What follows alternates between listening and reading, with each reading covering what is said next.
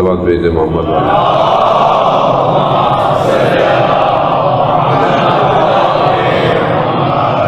عزاداران سید الشہداء ماہ محرم الحرام اور 25 محرم کا دن گزر گیا، روز شہادت زین العابدین علیہ السلام، امام سجاد علیہ السلام۔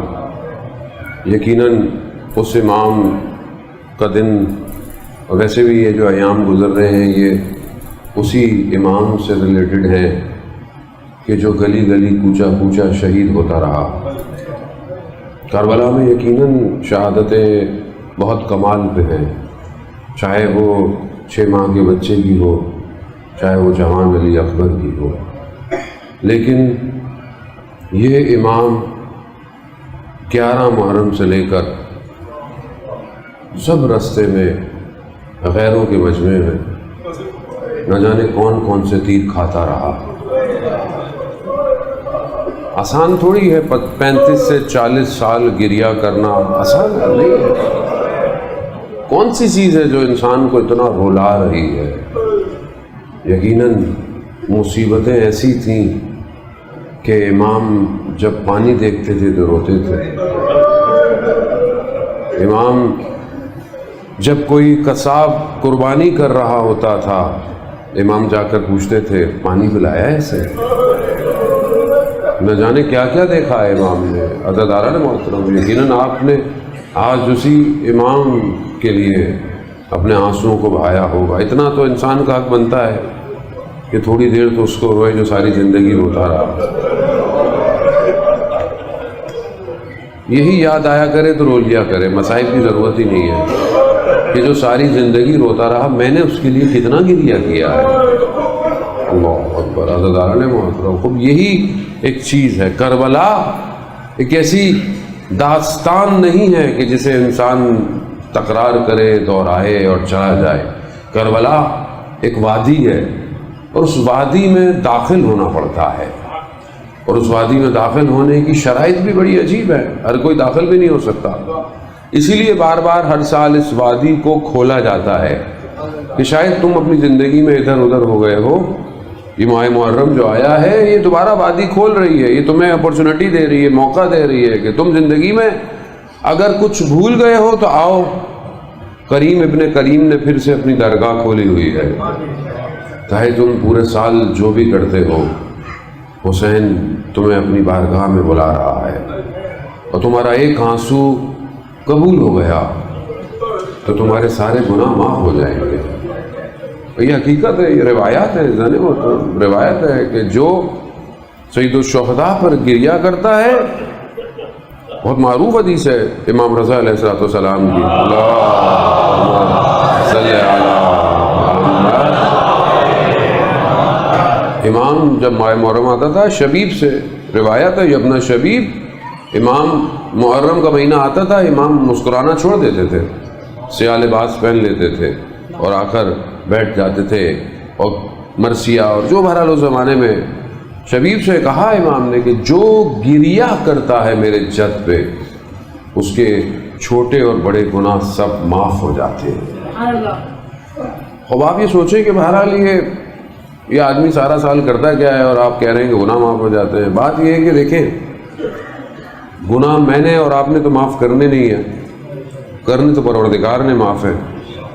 اب بات یہ ہے کہ ہم کیوں اتنے زیادہ وہ سخت ہوتے ہیں ایک دوسرے کے معاملے میں؟ بعض اوقات ہم بہت سخت ہوتے ہیں کہ اس کو دیکھو پورا سال پتہ نہیں کیا کرتا ہے، ایک ہی مجلس میں آتا ہے اور پھر اس کے بعد آنے دیں، ایک ہی میں آئے گا تو بدل جائے گا، کیونکہ یہ تو وہ بارگاہ ہے کہ جس میں آخری وقت میں آنے والا علیہ السلام ہو گیا، حضرت حور علیہ السلام ہو گئے۔ تو ہم کیوں روک رہے ہیں کسی کو یا کسی کے بارے میں اپنے آنکھوں سے کیوں لوگوں کو دیکھتے ہیں؟ امام حسین کی نگاہ سے دنیا کو دیکھیں، وہ سفینۃ النجات ہے، جو سوار ہو گیا تو اس کو یہ نجات دے دے گا۔ ظالم ہم نے بہرحال اپنے آپ، اسی لیے مجلسیں ایسی ہونی چاہیے کہ جس میں کوئی قید و بند نہ ہو، کسی فرقے کسی مذہب کا رنگ نہ ہو، بالکل انسانیت کی بقا ہو مجلس میں، اور آج جو دنیا اتنی پریشان نظر آ رہی ہے، آپ کے سامنے ہے، دنیا بہت پریشان ہے، مختلف مسائل میں گھری ہوئی ہے. ان سارے مسائل کا حل کہاں جائے؟ وہ کس درگاہ میں جائے؟ دنیا کا کوئی مکتب نہیں ہے ایسا جو اسے سکون دے، جو اسے امید دے، جو اسے نجات دے. کیونکہ آپ کے سامنے دنیا کے جتنے بھی مکاتب ہیں وہ تو دنیا کے ہیں سارے.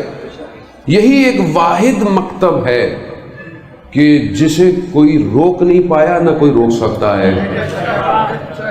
اور ہم لوگ گھبرا جاتے ہیں چھوٹی موٹی چیزوں کو دیکھ کر. عزیزان محترم، بڑے بڑے آئے چلے گئے، بڑے بڑے آئے اور چلے گئے، کچھ بھی نہیں ہے. اور آپ ان کو کون دیکھ رہا ہے؟ ہم تو جس کا انتظار کر رہے ہیں، ابھی تو 61 ہجری میں جو امام آیا تھا اس سے پریشان ہے. یہ 61 ہجری میں جو امام آیا تو اس سے پریشان ہے. کیا پریشانی ہے بھائی؟ ہر وقت مجلس، ماتم، جلوس. ابھی ارمین سے پریشانی ہے لوگوں کو. ابھی یہ پھر دوبارہ نکلیں گے، اپنے اپنے علاقوں سے نکلیں گے. جو وہاں نہیں جا پایا وہ یہاں نکلنا شروع ہو جائے گا. نکلیں. عزیزان محترم، کیوں دنیا کو بتائیں کہ جو 61 ہجری میں آیا تھا اس کے لیے اتنے سارے ہیں، اور وہ جو پردے میں ہے جب وہ آئے گا تو اس کے لیے کیا ہے ہوا؟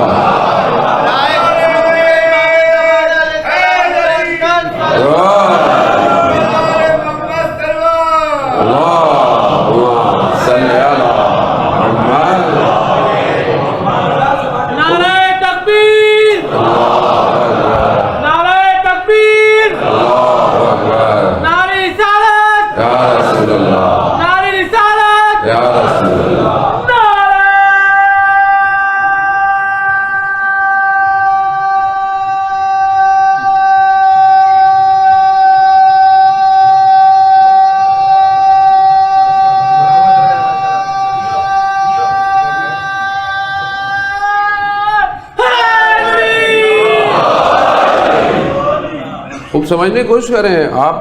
اصل میں ہم مشکل تو ہماری اپنی ہے. اصل میں ہم خود نہیں سمجھے اپنے مکتب کو، دوسرا کیا سمجھے گا؟ لیکن دشمن کو پتا ہے، دشمن کو پتا ہے کہ یہ مکتب کتنا مضبوط مکتب ہے. مطلب آپ بتائیں کس مکتب میں ایسا ہے کہ صبح سے شام تک بھی ایک ہی ذکر ہوتا رہے لیکن پھر بھی لوگ بیٹھے رہے؟ کوئی یہ نہیں کہتا کہ تکرار ہو رہا ہے، کوئی یہ نہیں کہتا کہ تکرار ہو رہا ہے. اور اگر ہو بھی رہا ہے تو بھی ضروری ہے. کیوں؟ کیونکہ فطرت میں تکرار ضروری ہے. اگر صرف رات رہے تو آپ مر جائیں گے. روز صبح ہونی ضروری ہے. تو یہ مجلس اصل میں جہالت کے اندھیروں میں روشنی ہے. دنیا تو کہاں لے کے جا رہی ہے آپ کو؟ دنیا تو آپ کو مادہ پرست بنا رہی ہے. چاہے وہ دنیا کی یونیورسٹیاں ہوں، چاہے وہ کوئی بھی تعلیمی نظام ہو. دنیا کے سارے نظام آپ کو بہرحال اوپر تھوڑے بہت نظر بھی اچھے تو اندر تو سب وہی ہے. دنیا کا میڈیا ہو، دنیا کی ہر چیز ہو، وہ کہاں لے کے جا رہی ہے؟ وہ تو آپ کو مادہ پرست بنا رہی ہے.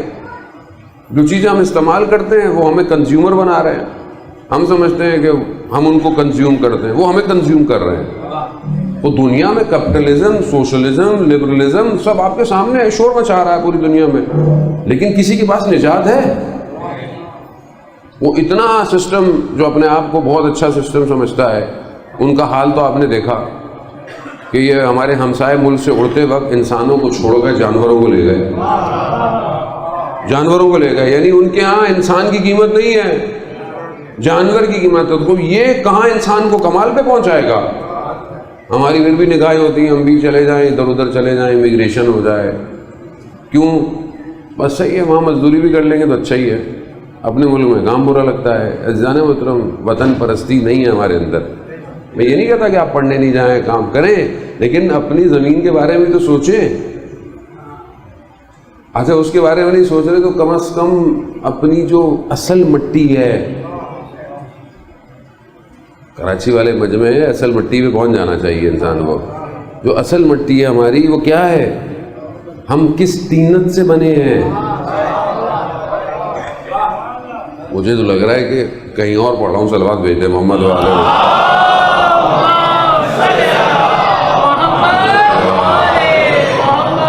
علماء کرام کو سننے والا مجمع. جانے محترم، خوب کہاں سے بنے ہیں ہم؟ ہماری اصل کیا ہے؟ ہم اس شجرے سے ہیں جو شجرہ طیبہ ہے، تو اصل تو وہ ہے۔ اس درخت کے لیے ہم کیا کر رہے ہیں دنیا میں؟ اب آپ کچھ بھی پڑھیں، کوئی بھی تعلیم حاصل کریں، کوئی بھی پروفیشن حاصل کریں، اس کے لیے کیا کر رہے ہیں؟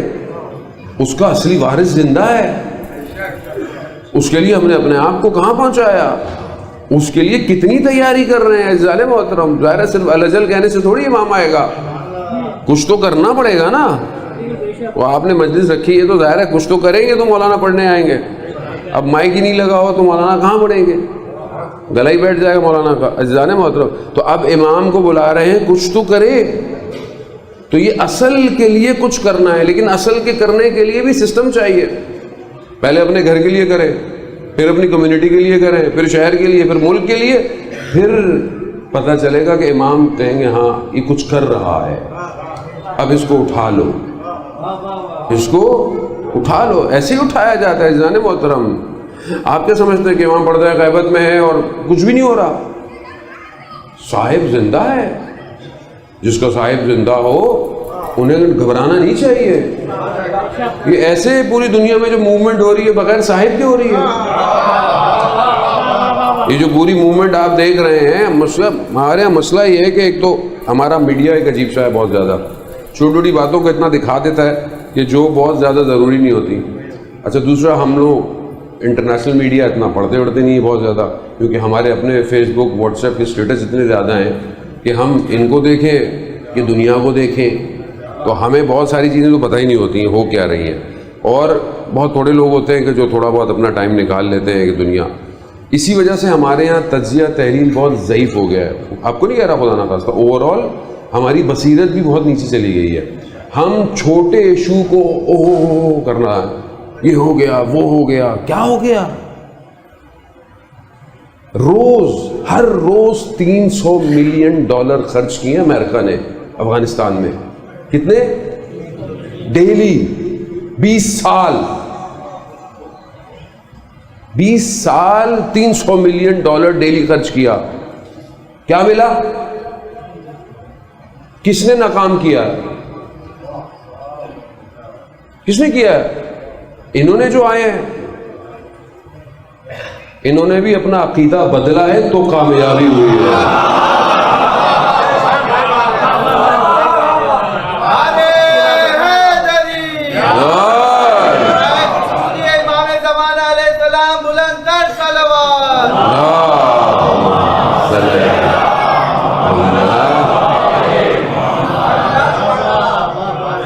بھائی دنیا کو آپ بتائیں، وہ حماس جو اتنے عرصے سے کہاں، وہ اب 10-11 دن میں سیز فائر پہ آ گیا، کیوں؟ قبلہ بدلا۔ قبلہ ایک ہی ہے، وہی کعبہ ہے جہاں علی آیا۔ کعبہ وہی ہے جہاں علی آیا۔ اب علی کو چھوڑ کر تو پھر کچھ بھی نہیں ہونے والا۔ اب وہ الگ بات ہے کہ کوئی کم مانے کوئی زیادہ مانے، کوئی مسئلہ نہیں ہے، ہم تو قائل ہیں کہ بس محبت کرو، دوست ہی مان لو، دوست ہی، کیونکہ ظرفیت چاہیے ولی ماننے کے لیے، ظرفیت چاہیے، خود جس کی جتنی ظرفیت اتنی معرفت، جو بھی مان لو، اس سے دور ہوئے کچھ نہیں ملنے والا، اسی کی طرف آنا پڑے گا۔ اور یہ جو پردہ غیبت میں ہے یہ اسی کا آخری فرزند ہے۔ آپ جو سب ہو رہا ہے یہ اس مرضی کے بغیر نہیں ہو رہا۔ ہم اپنی زندگیوں میں مصروف ہیں، ظاہر ہے، ہم تو صبح آفس جاتے ہیں، کام جاتے ہیں، کوئی کالج جاتا ہے، کوئی یونیورسٹی جاتا ہے، وہ سارے کام کر رہے ہیں، لیکن لوگ ہیں اس دنیا میں۔ جب آیت اللہ قاضی طباطبائی سے پوچھا گیا کہ آپ کی امام زمانہ سے ملاقات ہوئی ہے، تو آیت اللہ قاضی طباطبائی رضوان اللہ تعالیٰ علیہ بیان کرتے ہیں، اندھی ہو وہ آنکھ جو صبح ہو اور اپنے امام کو نہ دیکھے، اندھی ہو وہ آنکھ۔ آپ سوچیں کہ کیا ہماری آنکھ، ٹھیک ہے ہر کسی کی شاید ظرفیت نہیں، لیکن چاہت تو ہونی چاہیے۔ آج جمعے کا دن تھا، گزر گیا، امام کے ظہور کا دن ہے نا متوقع، امام نہیں آیا۔ ہم میں سے کتنوں کو پریشانی ہوئی؟ کیونکہ ہماری زندگی چل رہی ہے، ہمیں سے امام آئے نہ آئے کیا فرق پڑتا ہے۔ عزیزان، پھر ہم کربلا پہ گریا کرتے ہیں کہ امام کو کوفہ والوں نے بلایا اور آئے نہیں، تو ہم بھی تو یہی کرتے ہیں، الجل الجل، استاد کا شعر یاد آتا ہے، آ گئے تو کیا ہوگا۔ عزیزان محترم، بات مجلس ہے ہی اس لیے، صاحب زندہ ہے، صاحب کو پہچانے، صاحب تک پہنچے۔ آیت اللہ ابو الحسن اصفہانی کا واقعہ میں کئی دفعہ پڑھ چکا ہوں، بہرحال مجبوری ہوتی ہے اب بیان کرنا پڑتا ہے کہ اپنے زمانے کے بہت بڑے مراجع تھے، نجف کے بہت بڑے مراجع تھے، آیت اللہ قاضی کے درس میں جاتے تھے دعائے سماعت میں، تو پوچھتے تھے کہ میرا کیا ہوگا۔ اب آیت اللہ قاضی توحید کے پہاڑ تھے، کہا کہ نہیں، بہت بڑے شخص بن جاؤ گے۔ وقت آیا، وقت کے مراجع بن گئے، اس ٹائم اپنے زمانے کے مراجع بن گئے۔ شخص آیا ابو الحسن اصفہانی کی خدمت میں، کہا کہ آپ یہاں بیٹھے ہوئے نجف میں، آپ کو سامنے بیٹھنا ہونا چاہیے تھا جہاں سے امام گئے۔ وہاں لوگوں کی تو خط پڑے ہوئے تھے کچھ، کہا ان خطوں کو اٹھاؤ اور ان کو دیکھو۔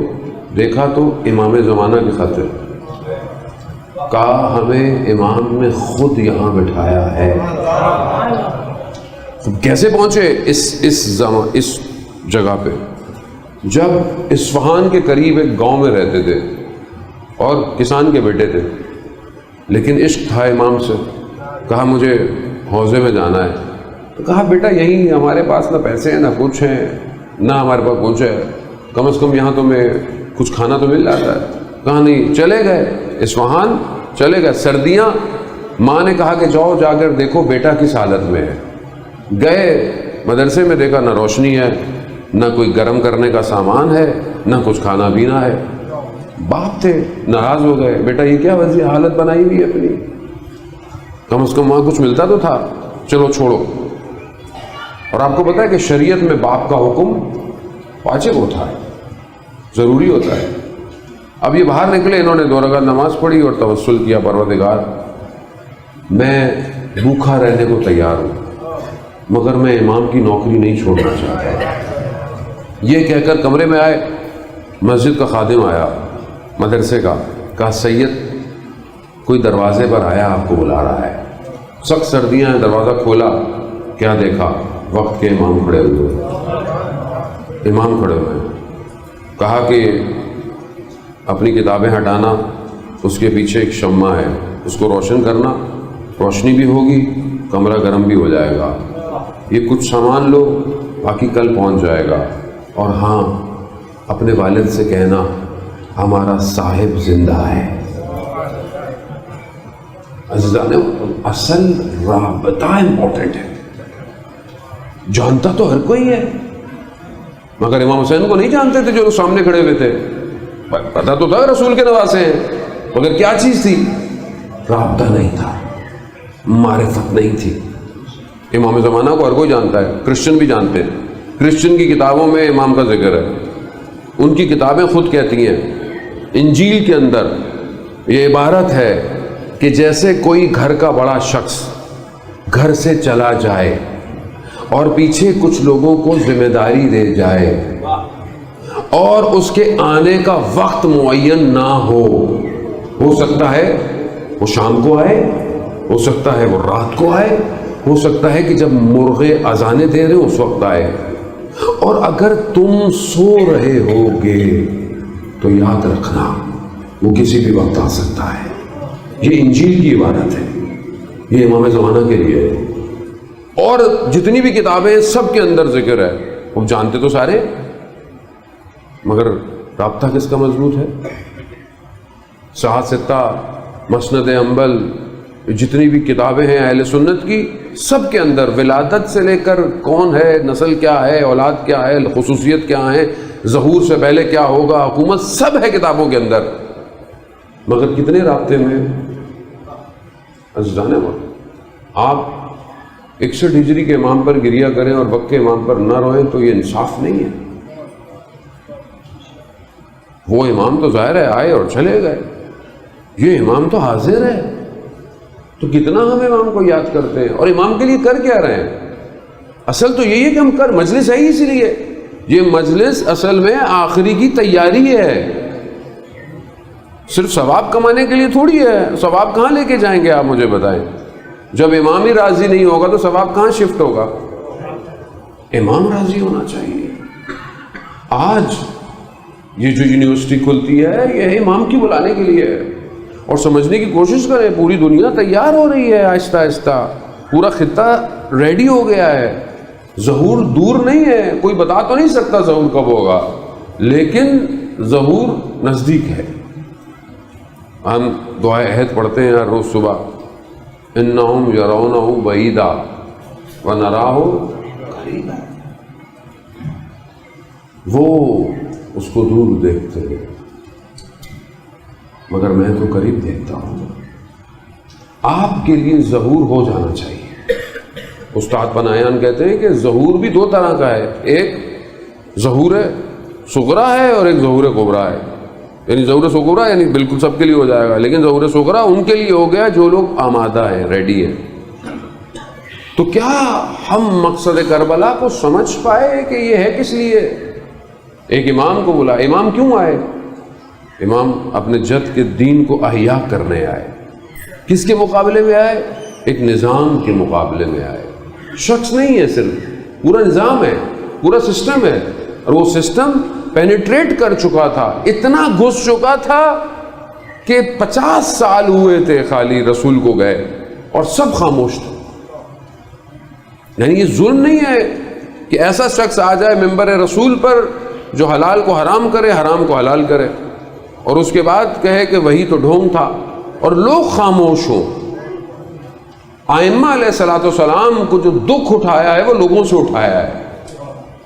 خواص تو ہر جگہ موجود تھے، خواص تھے ان کے پاس. عوام جب تک تیار نہیں ہوگی امام نہیں آئے گا، یہ یاد رکھیے گا. لوگ خاموش ہیں. آج پوری دنیا میں فرعونیت کا نظام حاکم ہے، لوگ خاموش ہیں. مگر فرعون کے نظام میں کیا ہے کہ مردوں کو ذبح کرو، عورتوں کو زندہ رکھو، ان کو قبیلوں میں بانٹو، ان کے اوپر حکومت کرو. آج کیا ہو رہا ہے؟ آج جوان ذبح ہو رہے ہیں کہ نہیں ہو رہے؟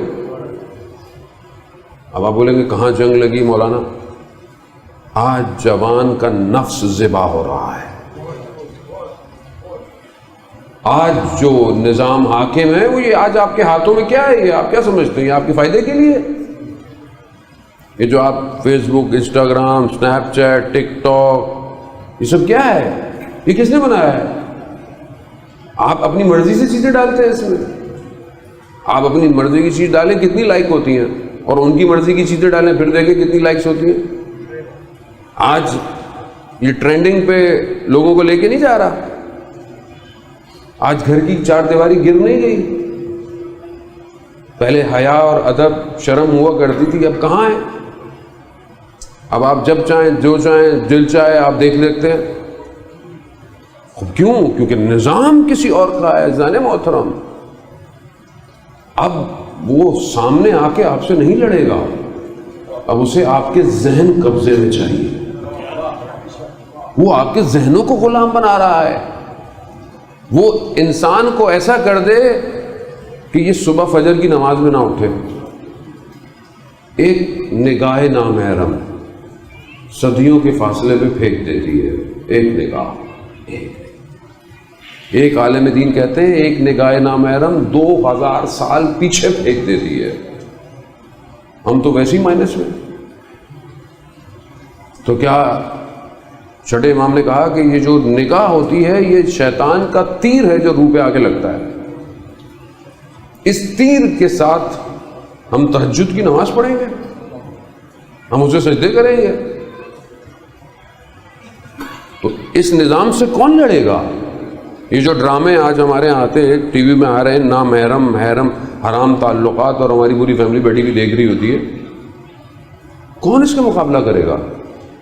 کون رائٹر بنے گا؟ کون ڈائریکٹر بنے گا؟ کون بچائے گا قوم کو، ان جوانوں کو، ان بچوں کو معصوم؟ یہ جو بیٹھے ہوئے گیم کھیل رہے ہوتے ہیں موبائلوں پہ اوپر، کون بچائے گا؟ اور آپ سمجھ رہے ہیں کہ نہیں ہم اپنی زندگی گزارتے رہیں، بس ہم آئیں مجلس چلے جائیں اور بس امام. کہاں امام آئیں گے مجھے آپ بتائیں؟ کیا ہے ہمارے پاس اتنی سیکیورٹی؟ ہمارا ڈیٹا اتنا انکرپٹڈ ہے، ہماری فضائیں اتنی سیف ہیں کہ ہم امام کو بلائیں اور ان کو پتہ نہ چلے؟ اس نے تو آپ کو ہر چیز دے دی، آپ جہاں چل رہے ہیں، بول رہے ہیں، سن رہے ہیں، سب پتہ ہے اس کو. یہ سسٹم اس کا بنایا ہوا ہے. یہ خوش فہمی مت رہیے گا کہ اس سسٹم میں رہتے ہوئے ہم جیت جائیں گے. نہیں، کبھی بھی جنگ دشمن کے میدان میں نہیں جیتی جاتی. امام حسین نے بھی کربلا خریدی ہے، میدان اپنا لیا، میدان اپنا لیا. کیوں؟ کیونکہ اپنے میدان میں دشمن کو ہرایا جاتا ہے. امام کو کربلا لے کر نہیں آئے، امام نے کربلا بلایا ہے. آؤ، میں 6 مہینے کے بچے سے تمہارے چہرے کے نقاب کو کھینچ لوں گا. سمجھنے کی کوشش کریں. کربلا ہر دور کے لیے ہے. آج ڈیجیٹل دور ہے، آج آرٹیفیشل انٹیلیجنس کا دور ہے، آج مین اور مشین کمبائن ہو چکا ہے. آج انسان سے آگے نکل گئی ہے مشین. ہمارے پاس کیا ہے؟ ہم کیا بنا رہے ہیں؟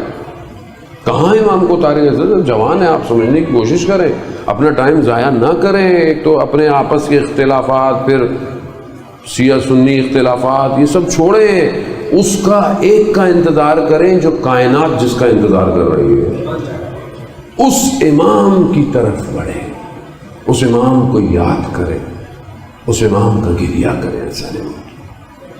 وہ جوان کا واقعہ میں پہلے کئی دفعہ پڑھ چکا ہوں. پیرس میں رہتا تھا، مہنگا تھا شہر، شہر سے باہر رہتا تھا. امتحان یونیورسٹی کے تھے، آخری ایگزام تھے. ایک ہی بس آتی تھی صبح. بس میں بیٹھا، بس خراب ہو گئی.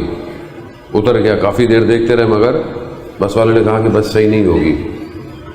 اٹھا، ہائی وے پہ کھڑا ہو کے شاید کچھ سواری مل جائے، نہیں ملی. وقت گزرتا جا رہا تھا، آخری امتحان تھا، نہ پاس ہوتا مشکل تھی ڈگری ملنا. بڑی محنت سے آیا تھا، زمین پہ بیٹھ گیا، وقت کے امام سے توسل کیا کہ مولا مجھے اس مشکل سے نکال دے.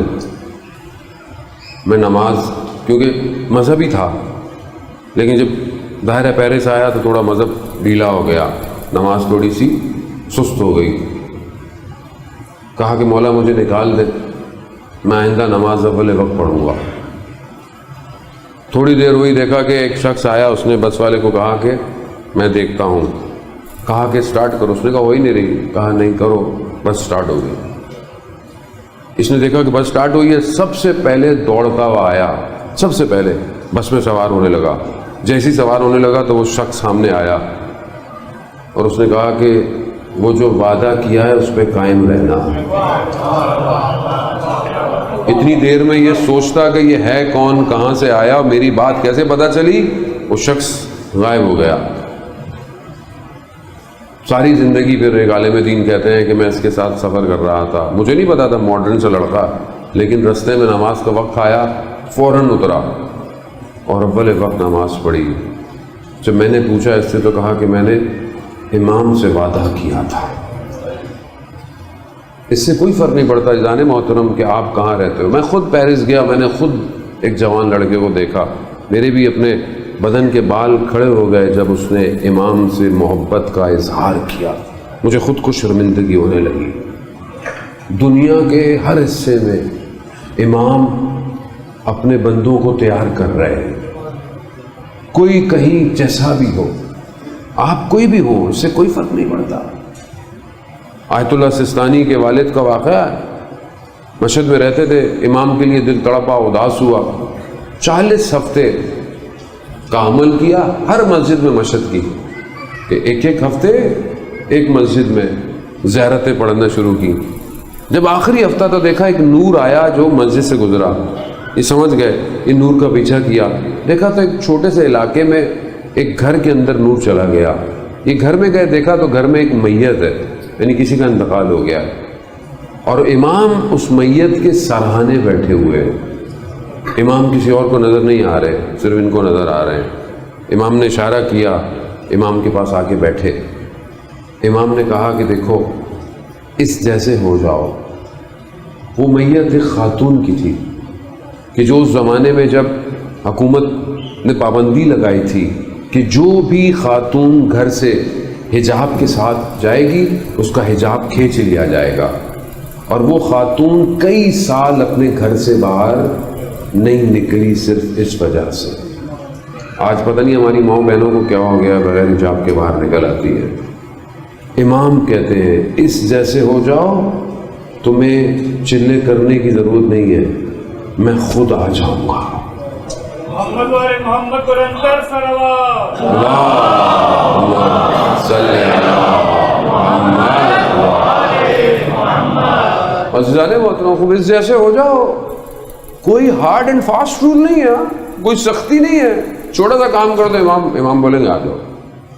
امام، رسول خدا کی حدیث ہے کہ تم میں سے سب سے بہتر وہی ہے جو دوسروں کو فائدہ دیتا ہے۔ یہ سب سے آسان کام ہے عزیزان محترم، دوسروں کو فائدہ دو۔ مومن میرات المومن ہے، مومن مومن کا آئینہ ہے۔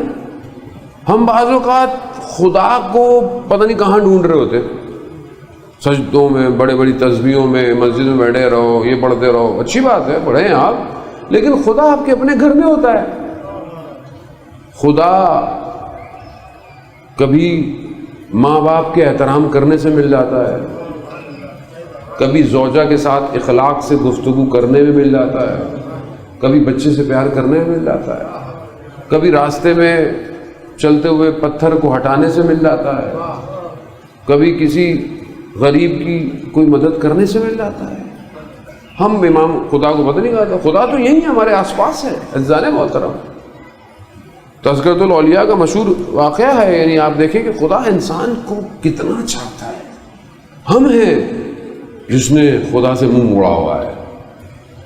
شخص تھا، وہ کسی پہ جیسے جوان ہے، عشق ہو گیا، لیکن اب بات نہیں بنتی تھی، تو کسی نے کہا فلانے شہر میں ایک جادوگر ہے، جیسے ہمارے یہاں عامل بابے ہوتے ہیں، لکھا ہوتا ہے پسند کی شادی اور یہ وہ جو دیواروں پہ لکھا ہوتا ہے، وہ ایسا ہوگا۔ وہاں پہنچ گیا، اس نے کوئی اپنا حساب کتاب کیا، اس نے بولا نہیں ہو سکتا تمہارا۔ کیوں؟ کہا تم نیک کام کرتے ہو، تم نیک کام؟ کہا ہاں میں تو نماز پڑھتا ہوں۔ کہا 40 دن تک کوئی نیکی نہیں کرنا۔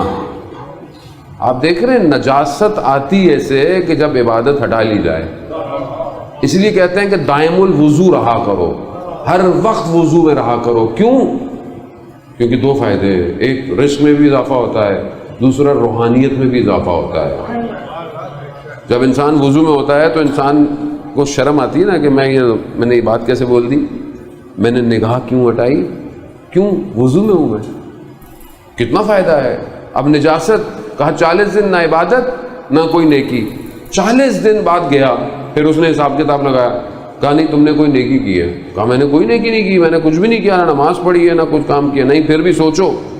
کہا میں تمہارے پاس آ رہا تھا تو رستے میں ایک پتھر پڑا ہوا تھا، میں نے کہا سائڈ پہ کر دوں کسی کو کہیں نقصان نہ پہنچائے۔ وہ کھڑا ہو گیا، کہا یہاں سے چلے جاؤ۔ کہا 40 دن عبادت نہیں کی اور خدا تمہیں تمہارے قدموں سے بچا رہا ہے۔ خدا تو یہ ہے عزیزان محترم، خدا، ہم منہ موڑ کے گھوم رہے ہیں ادھر ادھر، وہ تو اپنے بندے کا انتظار کر رہا ہے کہ یہ آئے گا کب میری بارگاہ میں، کب آئے گا۔ ان اللہ یحب التوابین، بے شک خدا توبہ کرنے والوں سے محبت کرتا ہے۔ خدا نے محبت کا اظہار اور کہیں نہیں کیا توبہ کرنے والوں کے علاوہ، یعنی یقیناً خدا محبت کرتا ہے باقی، لیکن واضح ہے کہ اگر تم پلٹ آؤ تو خدا تمہارے لیے اپنے دروازوں کو کھول کے رکھو۔ خدا کا دروازہ ہمارا دروازہ تھوڑی ہے۔ مولانا صاحب کا موبائل بند، میسیج نہیں پڑھ رہے، جواب نہیں دے رہے، پبلک ناراض ہو جاتی ہے۔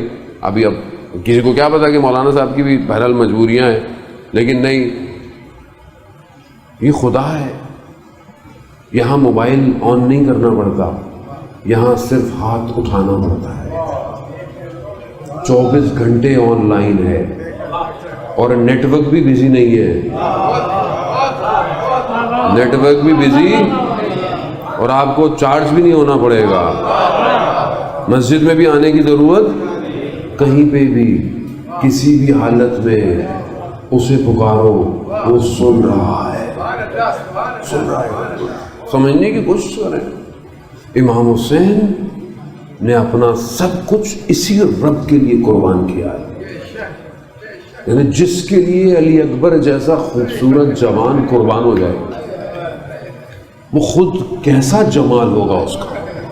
یعنی کوئی تو قیمتی چیز ہے نا جس کے لیے امام حسین اتنا سرمایہ لے کر پہنچے ہیں کربلا.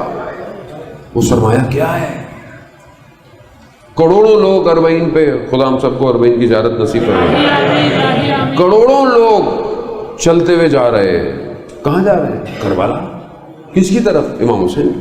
کروڑوں لوگ، کروڑوں نگاہیں امام حسین کے گنبد کی طرف. اور امام حسین کی نگاہیں کہاں ہیں؟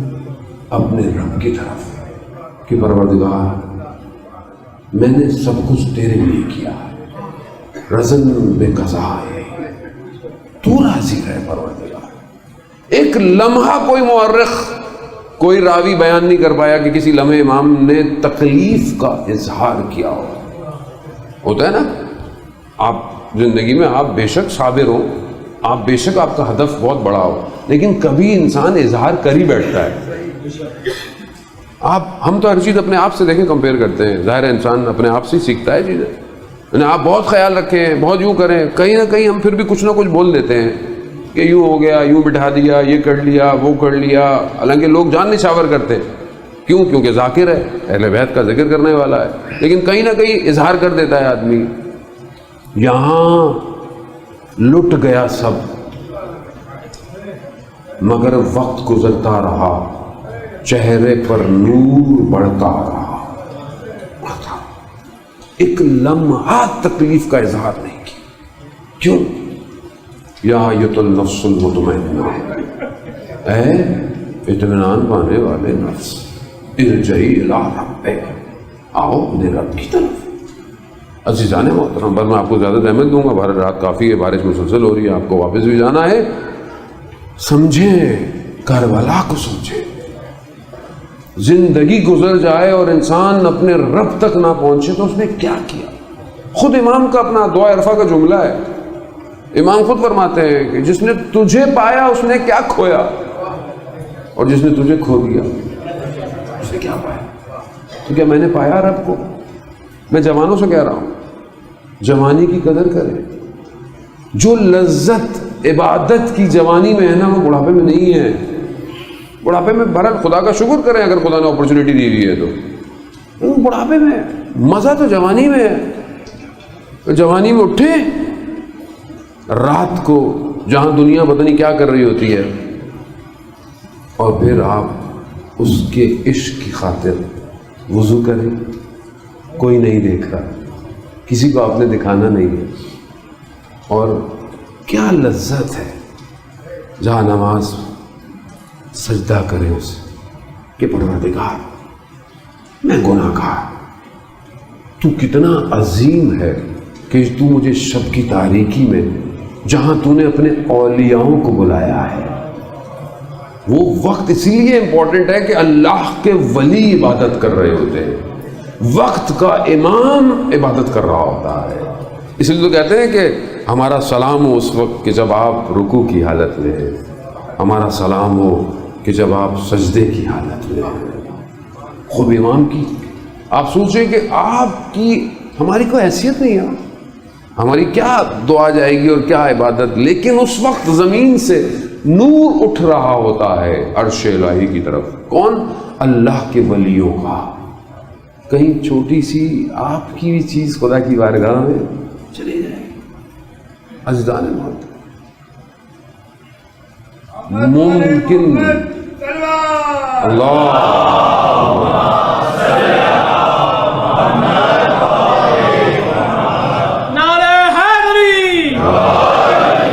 ممکن نہیں ہے امام تک پہنچوں اور شب میں اٹھنا نہ ہو میری زندگی میں. ممکن نہیں ہے.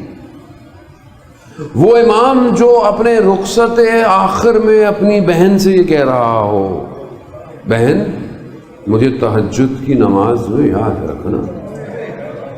یا امام ہے، واقعی امام ہے، اپنے امام اپنی بہن سے کہہ رہا ہوں، اور بہن بھی کیسی؟ اللہ اکبر. شخص کا تو کوئی ایک فرد مر جائے نا گھر کا، انسان نماز تو دور کی بات، انسان تو ہر چیز بھول جاتا ہے۔ یہاں پورا گلشن زہرا اجڑ گیا، یہاں ماں کی ساری نشانیاں اجڑ گئی، یہاں کتنے بھائی اجڑ گئے، یہاں علی اکبر چلا گیا، قاسم چلا گیا، اونو محمد چلے گئے۔ تھوڑے مصیبت ہے، ام المصائب۔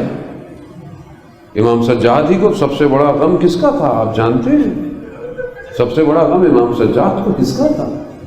پوچھا امام سے کہ امام اتنا گریا، آپ کو سب سے زیادہ مصیبت مشکل کربلا میں کیا تھی سب سے بڑی؟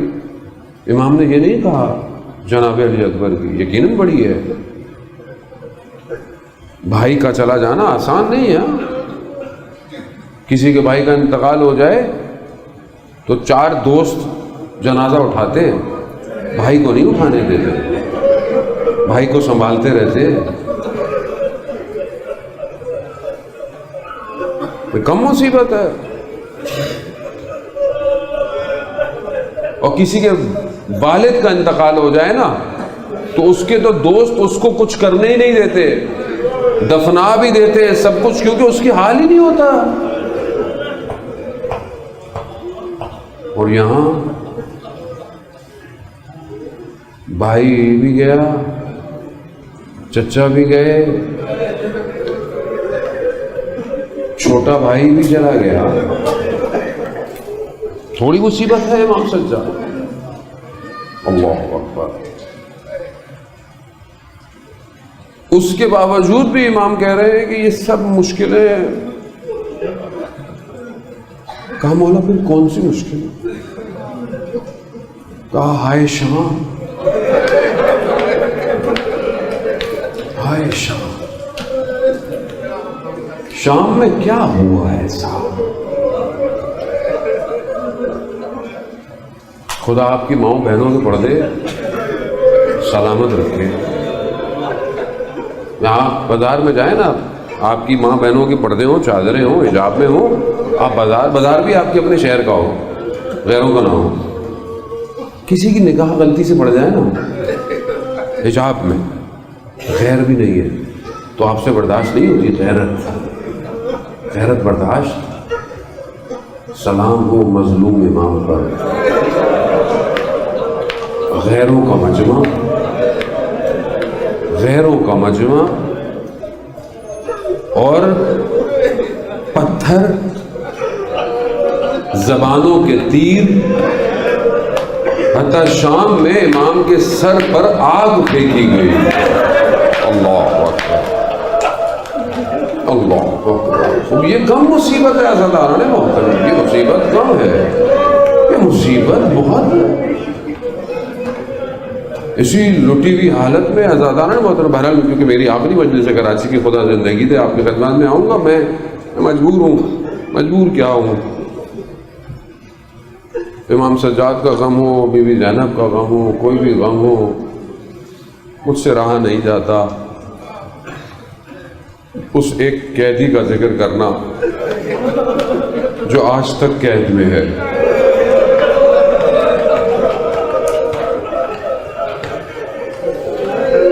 آپ کی بھی چھوٹی بہنیں ہوں گی، کہ میرے بیمار امام کی بھی ایک چھوٹی بہن تھی، مگر میں اس کو دوسرے زاویے سے پڑھتا ہوں کہ میں بھی باپ ہوں، میری بھی چھوٹی بیٹی ہے، اور جب بھی میں جاتا ہوں مجلس کے لیے بھی تو مجھ سے پوچھتی ہے بابا کہاں جا رہے ہیں؟ بیٹا مجلس پڑھنے جا رہا ہوں۔ کبھی کبھی وہ کہتی ہے بابا یہیں گھر میں پڑھ لیا کرے۔ کیوں؟ کیونکہ بیٹیاں باپ کے ساتھ بہت محبت کرتی ہیں، وہ بھی چھوٹی، سینے پہ سوتی ہیں۔ میں نے خود امتحان کیا ان ساری چیزوں کو، کچھ تو میں نے کہا محسوس کروں نا، کہیں تو کچھ کربلا سمجھ میں آئے، کہیں تو کچھ سمجھ میں۔ جب گھر سے نکلو بابا کہاں جا رہے ہیں، روز آتے ہیں، روز واپس آتے ہیں، بار بار پوچھتی ہے، اور جب آپ واپس آئے نا پوچھتی ہے بابا آج آپ کے جانے کے بعد نا یہ ہوا گھر میں بابا۔ اب یہ بچی جو دیکھ رہی ہے صبح سے جو گیا واپس نہیں آیا. واپس باپ گیا, کیا دیکھا باپ کو, کیا دیکھا عزاداروں, میں آپ کو کیا بتاؤں کیا دیکھا اس بچی نے. 11 محرم کو جب یہ کارواں مقتل سے گزرا ہے نا, تو باپ کا بدن ایسا تھا, شاید آپ کو ابھی بھی نہیں سمجھ میں آئے گا, میں الفاظ ادا نہیں کر سکتا. باپ کا بدن ایسا تھا, استاد فاطمی نیا کہتے ہیں کہ امام سجاد کی روح نکل جاتی ہے باپ کے بدن کو دیکھ کے. بی بی زینب نے نیچے گرا دیا, سنتے ہیں نا, بی بی زینب نے اپنے آپ کو نیچے, اس وجہ سے کہتے ہیں نیچے گرایا. اب وہ بیٹی جو رات کو بھی باپ کے سینے پہ سوئی تھی, وہ کہتی ہے پھوپھی جان یہ کس کا بدن ہے, کیا ہوا. 13 محرم جب یہ اجازہ امامت سے امام آیا نا, جب بنی اسد کے قبیلے قبروں کو سمیٹ رہے ہیں نا, انہیں نہیں پتا کون آیا ایک ایک کر کے امام. کیوں؟ کیونکہ کسی کو کیا پتا یہ کس کا بدن ہے, یہ کس کا بدن ہے, کیونکہ سر تو تھے ہی نہیں. ایک جگہ امام نے کہا رک جاؤ میں خود کروں گا. کیوں؟ کیونکہ امام کو دفناتا ہے. مقاتل کہتی ہیں علماء اکرام کہ اپنے بابا کے بدن کو اٹھایا نہیں ہے. اللہ اکبر. صرف سب سے کم ترین پہ اکتفا کرتا ہوں آپ کو. وہ جو کرتا تھا نا, اس کرتے پہ صرف چھٹے امام سے روایت ہے, اس کرتے پہ صرف 100 نشان تھے. ہائے میرا مظلوم امام, کیوں نہ روئے سجاد کہ جس نے اپنے بابا کے بدن کو سمیٹا ہے, سمیٹ کر خود نیچے اترے ہیں. کہتے ہیں رکھا. اللہ, کہا کہ کتنی خوش قسمت ہے یہ زمین جس میں میرا بابا سو رہا ہے. اب آپ نے بھی دفنائے ہوں گے نا مردے اپنے رشتہ داروں کے, خدا بہرحال آپ کو سلامت رکھے, آپ کے عزیز و اقارب کو آپ نے بھی دفنائے ہوں گے. اب جب آپ کسی کو قبر پہ لٹاتے ہیں تو پہلا کام کیا کرتے ہیں؟ چہرے کو, رخسار کو قبلے کی طرف کرتے ہیں. یہاں تو سر ہی نہیں ہے, بس کہتے ہیں کہ میرا امام جھکے اور کٹی ہوئی رگوں پہ بوسہ لیا. اللہ عزادارہ نے وہ آخری پرسہ ہے, ہم حج اور چند دن کا مہمان رہ گیا ہے, 7 دن بعد یہ امام شام پہنچنے والا ہے. عزادارہ نے محترم, بس میں کہوں گا اب وہی بچی جو بابا کے جانے کے بعد سے اب بھری ہوئی ہے حسرت سے, رستے میں دیکھتی تھی کہ بابا سے کہوں کچھ, لیکن بابا کا سر نیزے پہ ہوتا تھا, بول نہیں پاتے تھے. اب جب زندان میں بابا کہا نا, بیمار امام کیا کیا دیکھے. جب تشت آیا, تشت سے کپڑا ہٹایا, کیا دیکھا بابا کس حالت میں آیا, زلفوں میں خاک ہے, چہروں پہ زخموں کے نشان ہیں. کسی بیٹے کو باپ ایسے نہ ملے, اور وہ بھی کوئی چھوٹی سی بچی. اللہ اکبر. اللہ. مقتل کہتا ہے بی بی نے اپنے بابا کے سر کو اٹھایا, ہونٹوں سے ہونٹوں کو لگایا, شروع ہو گئی. بابا آپ کے جانے کے بعد خیموں کو آگ لگی, بابا آپ کے جانے کے بعد دامن میں آگ لگی. بابا آپ کے جانے کے بعد یتیموں کے سروں پہ ہاتھ نہیں رکھا, انہوں نے تماچے مارے ہیں بابا. بس یہ کہتے ہاں عزاداران محترم, شاعر کہتا ہے کہ اس بچی نے کہا ہوگا بابا اگر یہ گوشوارے مانگتے نا میں خود دے دیتی. بابا ہاں عزاداران محترم کہتے ہیں کہ بچی خاموش ہو گئی. بس آخری جملہ اور امام سجاد کو فرصت دیجیے گا. کہتے ہیں کہ بچی خاموش ہو گئی. اب آ کر دیکھا تو